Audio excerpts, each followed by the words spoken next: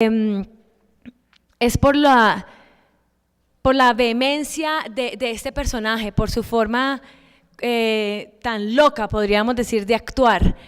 La mitad del libro, o de pronto una cuarta parte del libro, eso después Miguel me alegará o no, habla mucho de la política de ese momento, de Gaitán, de 1948, de todo lo que estaba pasando en Colombia.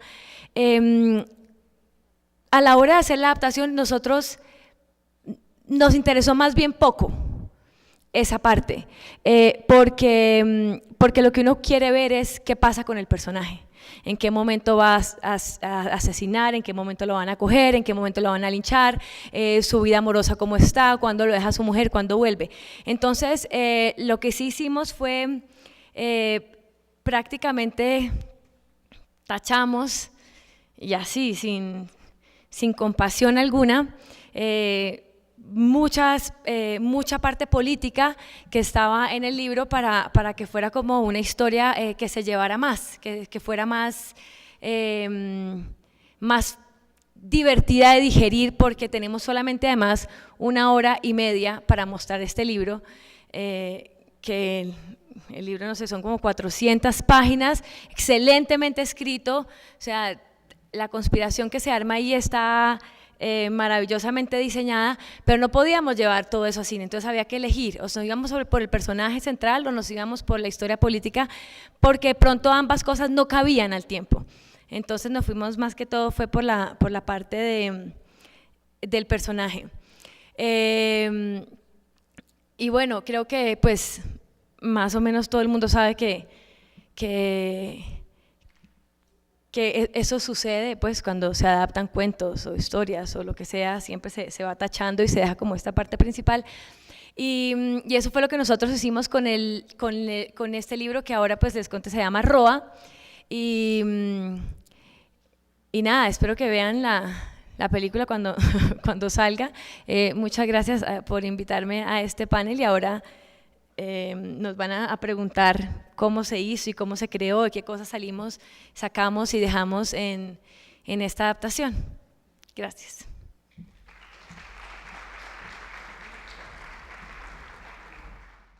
Miguel Torres. Miguel Torres es director de teatro, es dramaturgo y escritor, nacido en Bogotá. En 1970, Miguel fundó el grupo de teatro El Local, que dirige desde entonces. Hay una obra de teatro que muchos de los presentes hemos visto que se llama La Siempre Viva.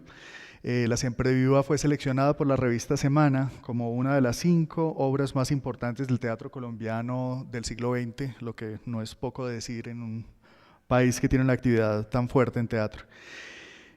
Varios cuentos suyos han merecido premios y menciones y figuran en diversas antologías. En 1988, Miguel Torres publicó su libro de cuentos Los Oficios del Hambre.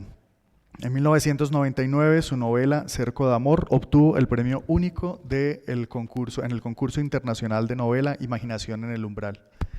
En el año 2006, Miguel Torres, con Planeta, publicó la novela El Crimen del Siglo, y 4 años después, Norma publicó la novela Páginas Quemadas. Nos gustaría, si Miguel quiere, escucharlo en su experiencia con esta adaptación.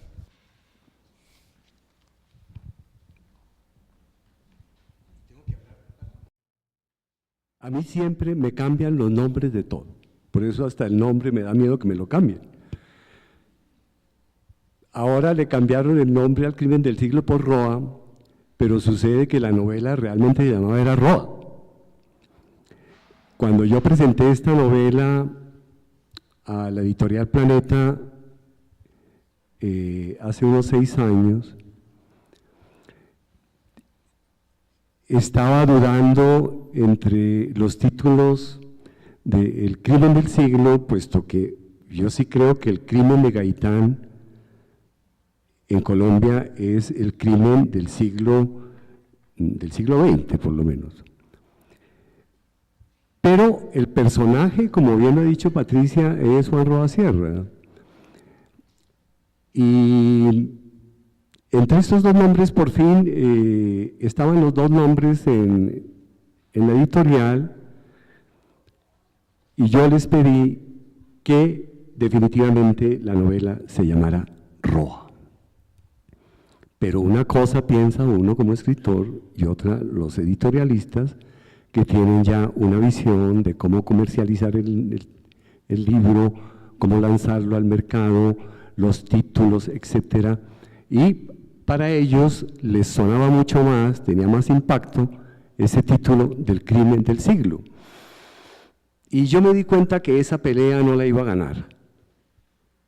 Y de ahí que pues pataleé un poco, pero realmente me convencieron de que era mejor dejar un nombre, un título que incluso yo había propuesto, que era ese también, como una opción hasta que resolví lo otro, pero nuevamente vuelve, recobra su nombre, que es el nombre que le va perfecto a ese libro, que es Roa. Yo no voy a contar ese libro, porque si no ustedes, si no lo han leído, pues no irán a ver la película si cuento mucho, pero una de las cosas que me interesó a mí de escribir El crimen del siglo, que no es el crimen del siglo, que también podría ser, ¿no?, sino el crimen del siglo.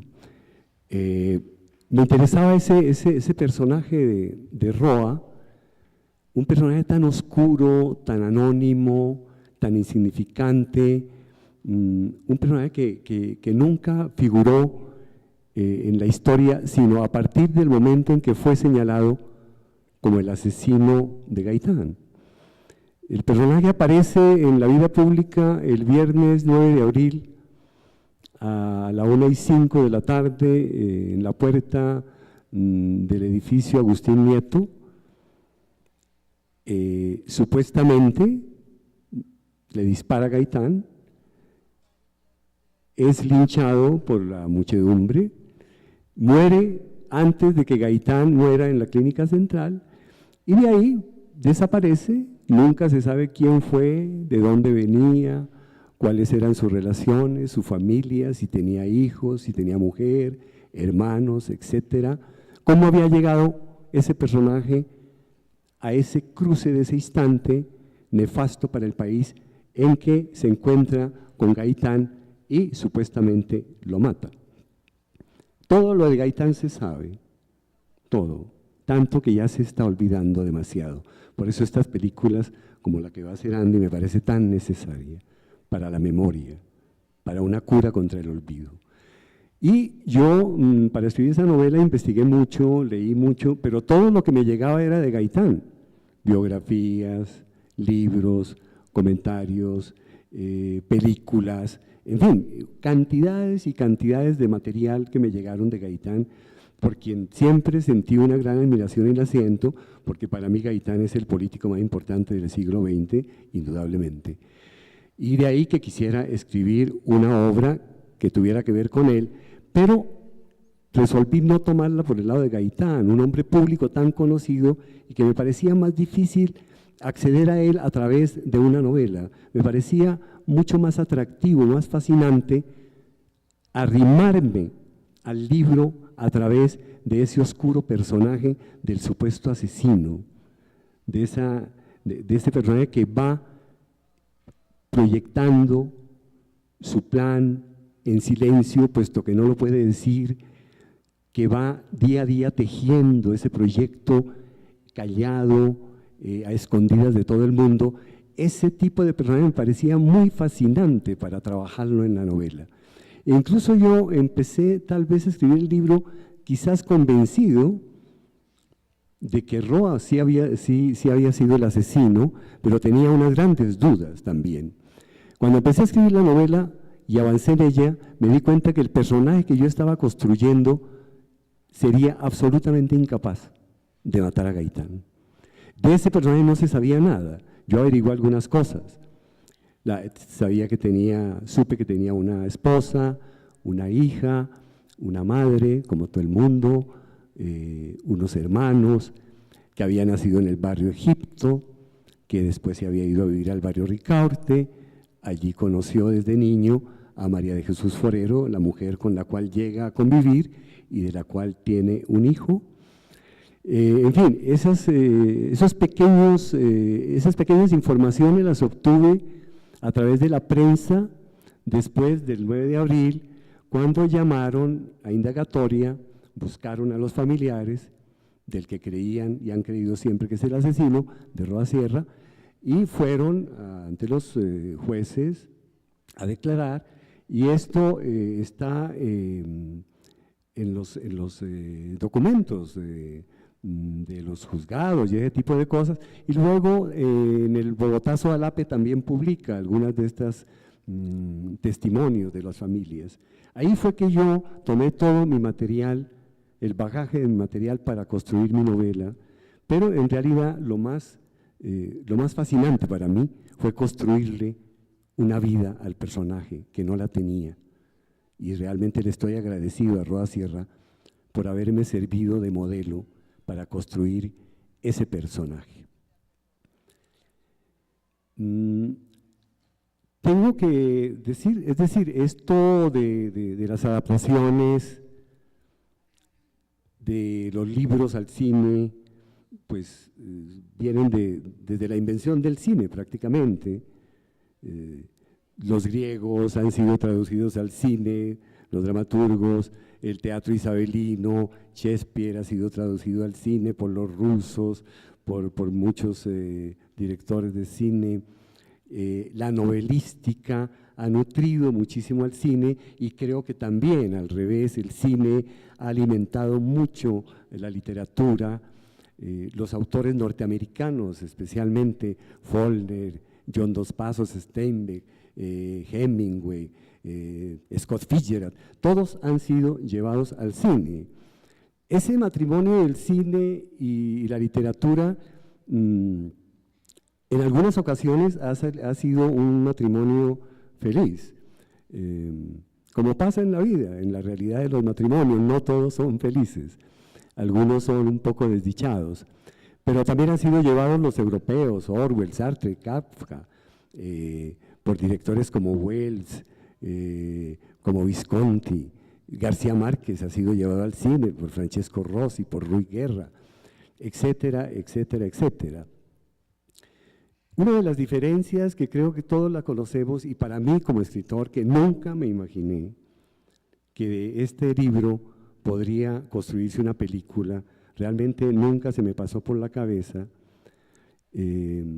Para mí fue muy sorpresivo cuando me llamó Andy Weiss a decirme que tenía interés en hacer una película con esta novela. Yo fui el primero que le dije que lo pensara mejor.